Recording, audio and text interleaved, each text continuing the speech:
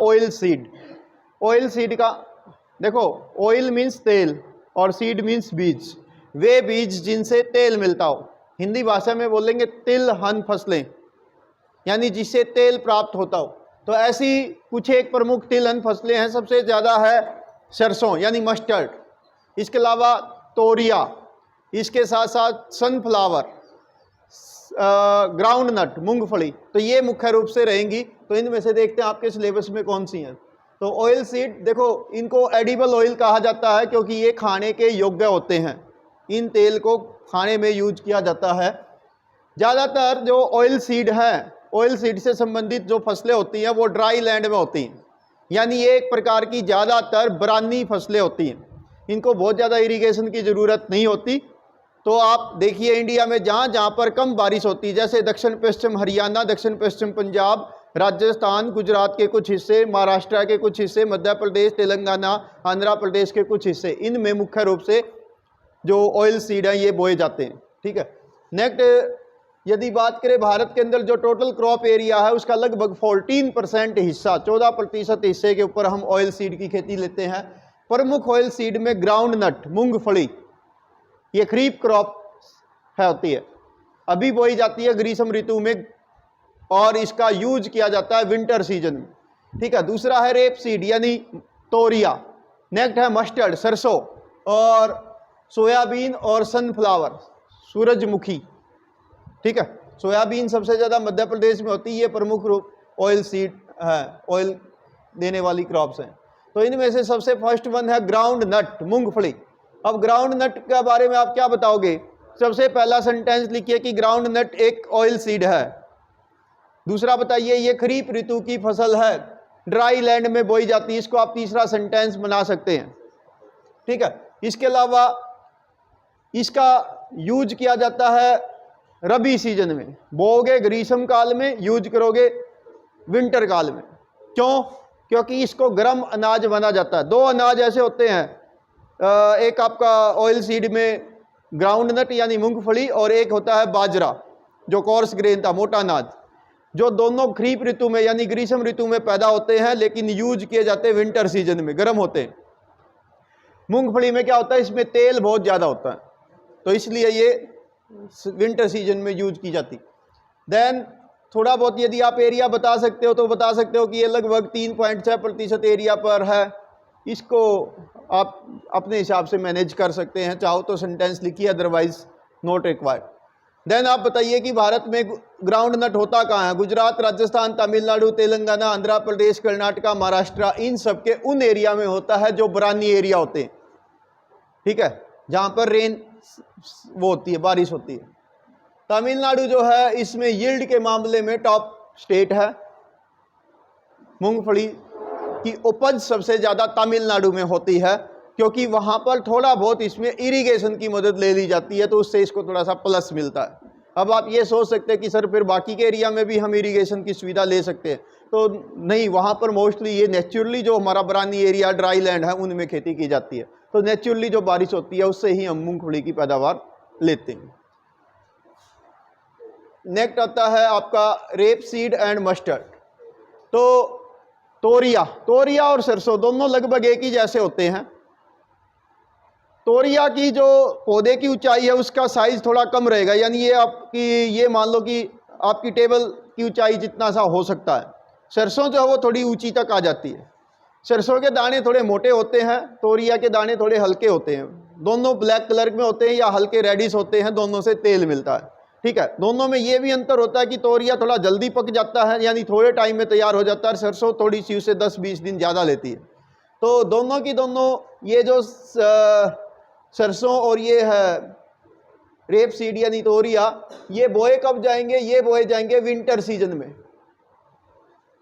ये विंटर में होते हैं, यानी ये दोनों की दोनों रबी क्रॉप्स हैं। आमतौर पे हमारे यहाँ पर अक्टूबर और नवंबर में इनकी खेती होती है, मोस्टली अक्टूबर में बो दी जाती है। दशहरे और दिवाली के बीच में लगा लो, उसके बीच बीच में इसकी खेती कर दी, बिजाई कर दी जाती है। ये भी ज़्यादातर बरानी एरिया में होती है, रेन फीड होती है। वेस्टर्न डिस्टर्बेंस से होने वाली बारिश इसके लिए लाभदायक रहती है और इसको आमतौर पर फरवरी में काट लिया जाता है। होली के आसपास ही इसकी कटाई हो जाती है। ठीक है। ये एक सब ट्रॉपिकल क्रॉप है। सब ट्रॉपिकल का मतलब शीतोष्ण, यानी जो आपका ट्रॉपिकल से एरिया था, ट्रॉपिक ऑफ कैंसर, उसके आसपास का एरिया, उस एरिया में ये होती है। हमारे एरिया जो टेम्परेट एरिया लगभग इसमें भी हो जाती है, शीतोष्ण एरिया में भी होएगी, ठीक है। रबी सीजन में होती है। और यदि आप कहो तो ये फ्रॉस्ट सेंसिटिव क्रॉप, फ्रॉस्ट का मतलब पाला।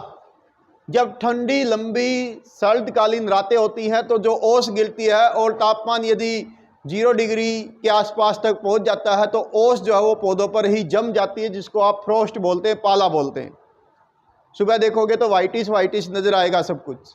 तो ये जो फ्रॉस्ट होता है ना, पाला, ये सरसों के लिए नुकसानदायक होता है।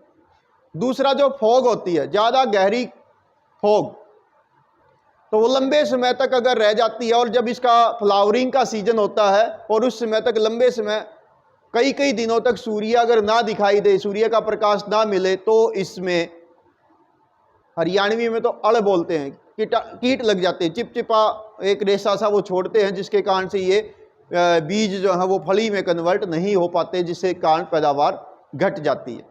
और अगर फली भी बन गई, फूल भी खिल गए और फ्रॉस्ट पाला लंबे समय तक गिर गया तो भी ये खराब हो जाती है। तो ये सेंसिटिव क्रॉप है। इसका जो उपज है या प्रोडक्शन कहिए वो फ्लैक्चुएट करता है। किसी साल अच्छी होगी, डिपेंड करेगी वेदर कंडीशन के ऊपर, बीज के ऊपर और ज़मीन की फर्टिलिटी के ऊपर। उसके आधार पर इसकी उपज हर साल अप एंड डाउन हो सकती है, थोड़ा बहुत वेरिएशन इसमें रहेगा।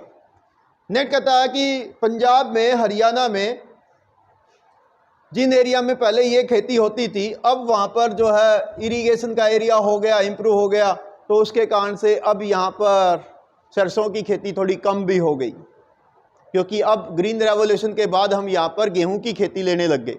हालांकि एक बात आप और भी कह सकते हैं कि पिछले कुछ समय से जैसे ग्रीन रेवोल्यूशन आया, उसमें सबसे पहले राइस और व्हीट के बीज बने, HYV सीड्स, बाद में सरसों जैसी फसलों के भी बीज बनाए गए। और इसके कारण क्या हुआ कि अब जो हमारी टेक्नोलॉजी आई और इरिगेशन में इम्प्रूवमेंट हुआ, उसके कारण अब यील्ड की मात्रा काफ़ी बढ़ गई है। पहले की तुलना में सरसों की पैदावार अच्छी हो रही है।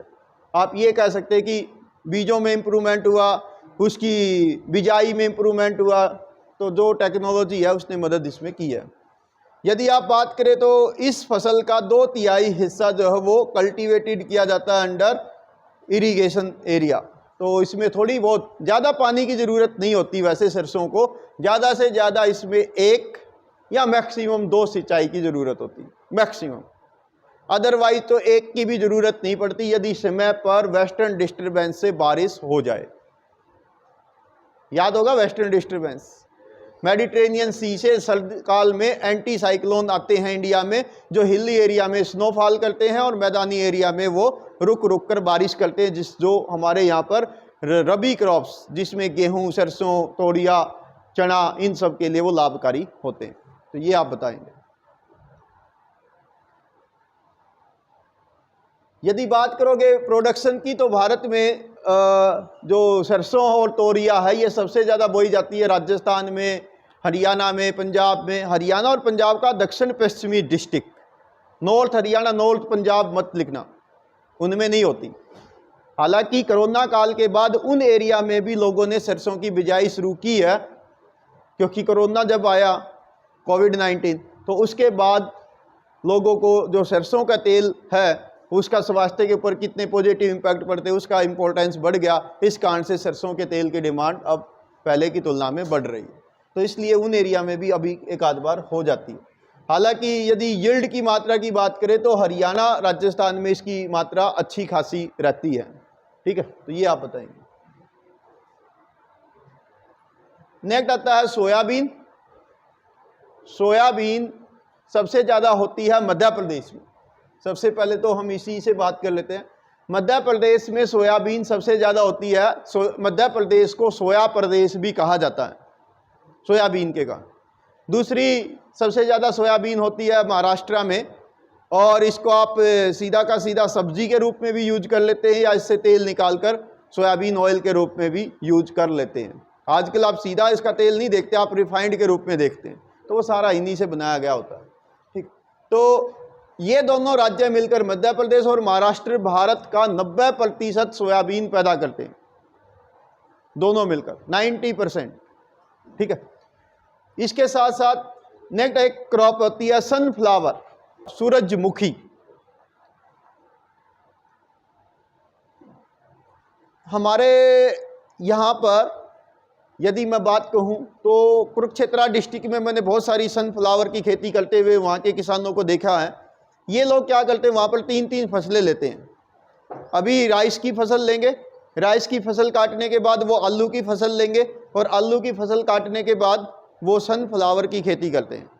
ठीक है, तो सनफ्लावर में क्या होता है, इसका नाम सनफ्लावर क्यों है? सूरज फूल ऐसे खिलता है, सुबह मॉर्निंग में ईस्ट की ओर होगा, दिन में साउथ की ओर होगा, और शाम को वेस्ट की ओर हो जाता है। सुबह तक वापिस फिर सूर्य ईस्ट की ओर हो जाएगा। तो इसको कहते हैं सनफ्लावर। बड़े बड़े फूल खिलते हैं इसमें, काले रंग कलर के बीज होते हैं जिसके अंदर फैट कह लीजिए, वसा होता है, और उसके अंदर तेल भरा रहता है, जिसका यूज हम करते हैं एडिबल ऑयल के रूप में, खाद्य तेल। फॉर्च्यून वगैरह आप जो भी बनाते हैं तो कहीं ना कहीं वो सनफ्लावर का बना होता है। तो ऐसे सोयाबीन भी और सनफ्लावर दोनों ये इस प्रकार से यूज किए जाते हैं। कहाँ कहाँ होती है सनफ्लावर? सबसे ज़्यादा होती है कर्नाटका में। इसके साथ साथ आंध्र प्रदेश, तेलंगाना, महाराष्ट्र, इन सब एरिया में सनफ्लावर की खेती होती है। और सनफ्लावर की खेती में इरिगेशन की मदद ली जाती है। ऐसा नहीं है कि हमारे जो सोनीपत का एरिया है इसमें सनफ्लावर की खेती नहीं होती। मुझे याद है जब मैं शायद आपकी क्लास में रहा हूँगा तब बहुत ज़्यादा सनफ्लावर की खेती हमने देखी है अपने खेतों में भी और अपने आसपास के एरिया में भी। बट समय के साथ साथ हमारे एरिया में अब सनफ्लावर की खेती बहुत ही कम होती है। ये एरिया ज़्यादा हैं साउथ इंडिया के जहाँ सनफ्लावर की खेती होती है।